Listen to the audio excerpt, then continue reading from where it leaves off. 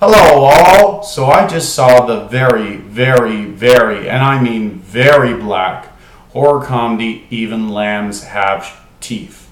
And I gotta tell you, I laughed my freaking head off. I couldn't stop laughing. It was a hoot.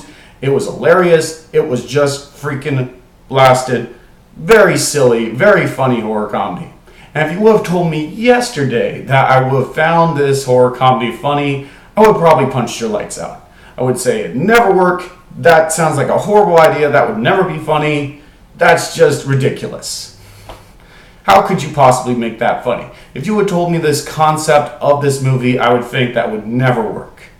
But it works. The movie actually takes something really dark, really disturbing, really brutal, and it makes it funny. And you wouldn't think it would work, but it works. It makes it work, and it's actually kind of a masterwork, the fact that I can even pull this off.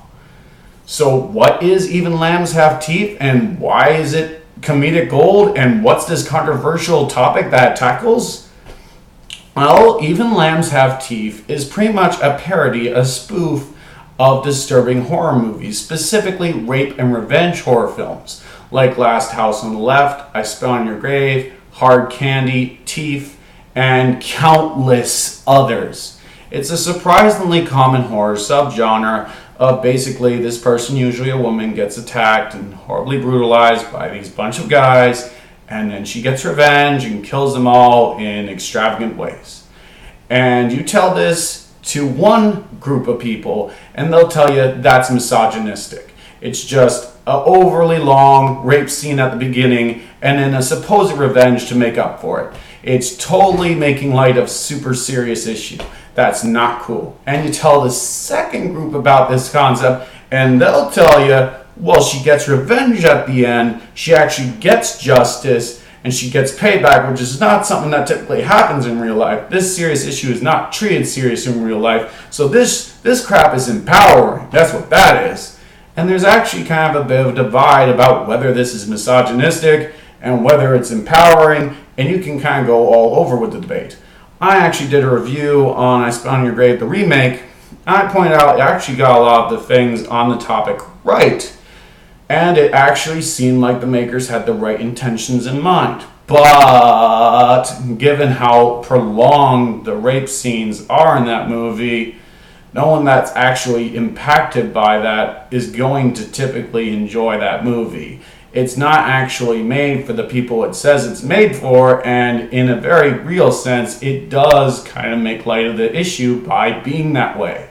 So even though it has the right mindset, I can totally see the arguments against it. And I still kind of stand by that, but it is a good movie nonetheless.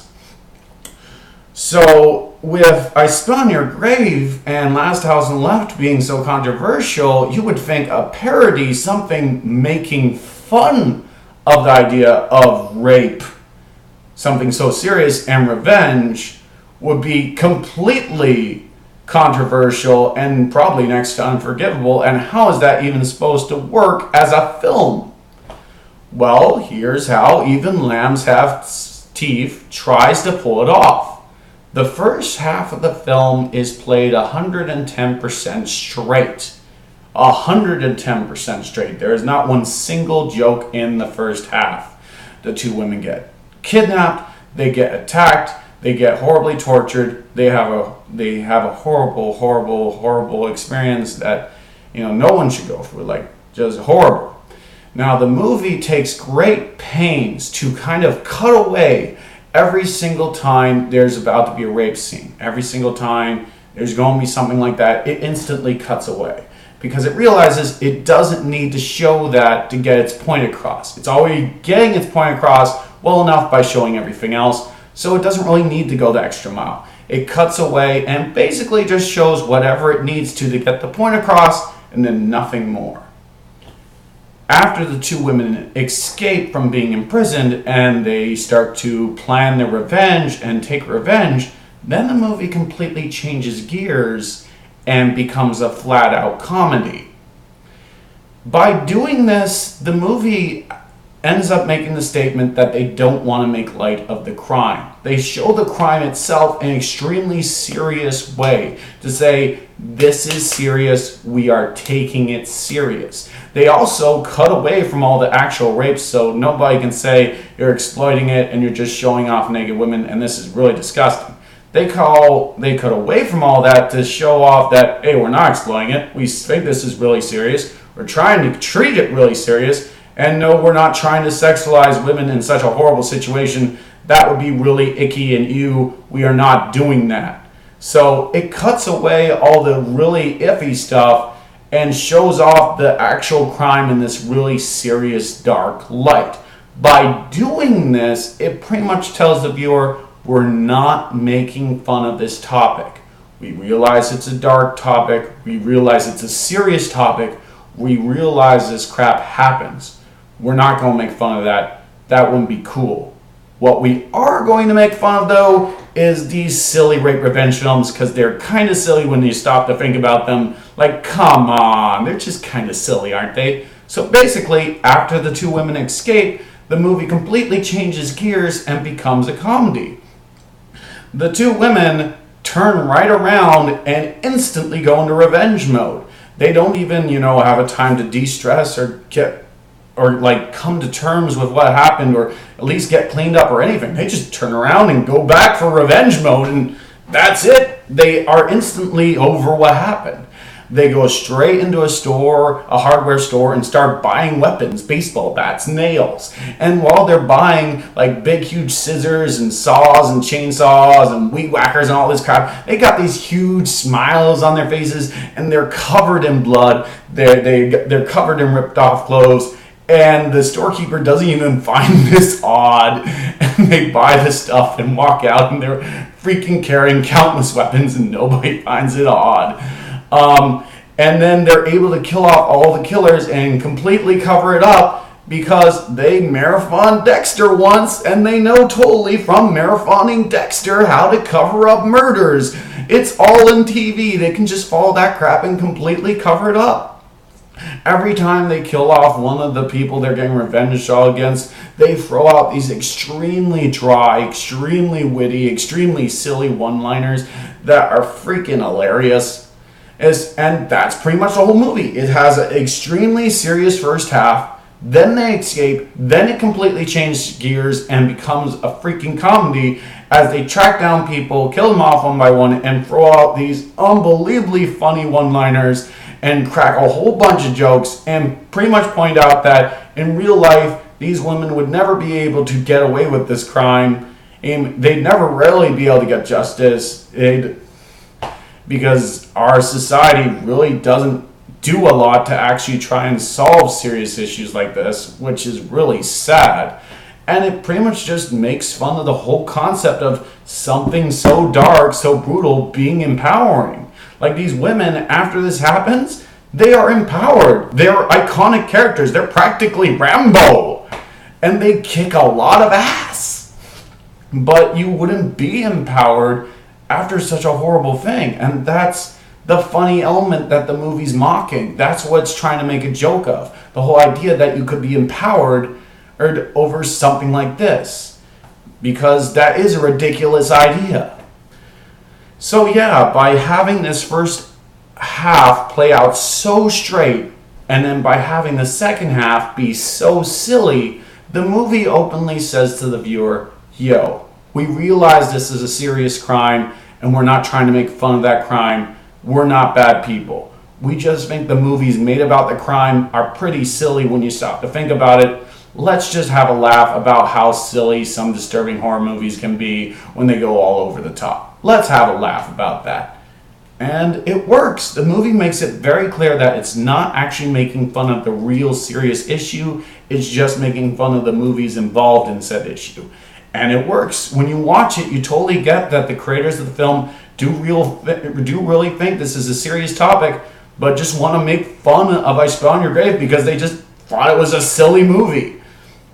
And I gotta tell you, it's freaking hilarious. As I said, they just keep throwing out these really funny one-liners. They're able to cover up their crimes so easily. They're pretty much freaking Rambo for no apparent reason. There's no one finds it odd that they're walking around in blood-covered dresses, and they change emotions like instantly. They are totally torn up. They're totally, exhausted. They're crying. They're brutalized, and then they're superheroes.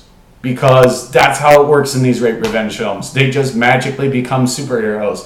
And that is really weird and doesn't make any sense. Let's point out the fact that it doesn't make any sense and make fun of that shit. And that's the movie. That's the whole movie in a nutshell. And I gotta say, it's really kind of interesting to see a movie take on such a serious topic, go out of its way to show that it cares about the topic, and then still ends up finding a way to get a laugh out of it. There's always that statement of going to a funeral and laughing about to kind of come to terms. A lot of comedians sometimes say they use comedy to try and get over hard times. And that's kind of what this movie is trying to do. And it does it surprisingly well. So yeah, the concept shouldn't work, but it does. And I gotta tell you, it was really freaking funny. In the first half, sure the crap isn't, but the second half really is. Now I can see a lot of horror fans not liking this movie because of the sudden tone shift, because it goes from so dark to so serious to so comedic. I can see a lot of horror fans find that really jarring, almost like somebody pulled the remote out of your hand and switched it to a different movie. But I totally get why the filmmakers did this, and I totally respect them for doing that. In fact, I think it's the only way the concept could have actually worked. So I gotta give them a high five for that. Sure, it's going to make the movie hard to enjoy for a lot of people, but I really freaking enjoyed it, and I highly recommend it. I would give it a 9 out of 10. Does it top Before I Wake, my so far pick for best horror movie this year? No, it doesn't. It's not nearly as inventive or as intelligent as that film, but it's still freaking good, and I would still definitely recommend it. That being said, these are still extremely controversial and dark topics that a lot of people aren't going to be up for comedy about. So if you find the concept just too disturbing, obviously stay away. But if you're up for a really controversial but surprisingly funny horror comedy that tries to actually mock freaking I Spit on Your Grave and actually tries to make it funny and somehow does and makes it really, really, really funny, we watched Dexter. Of course we can cover up the crime. Wah! Ah, man, I should so not find this movie funny.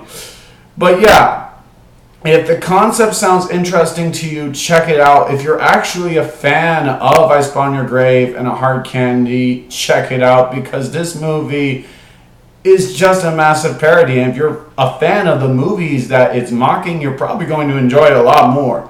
But yeah, this movie was a freaking blast, and it was really funny. And I give the makers of the film a massive high five for actually making a joke, making it funny, but at the same time showing that no, they're not dicks, they're not actually going to attack people for no apparent reason, and they realize these are serious topics. Often in times I see a show that treats a serious topic not seriously, and I do get upset about it, but I'm okay with a movie dealing with dark subject matter, just as long as the people involved show that they care. And this did. And for that, I give it a salute. It's an awesome flick. Highly recommend it. 9 out of 10. See it if you're up for it. Even Lambs Have Teeth is definitely a really darn good horror comedy. And if you did see it, tell me what you thought, and cheers.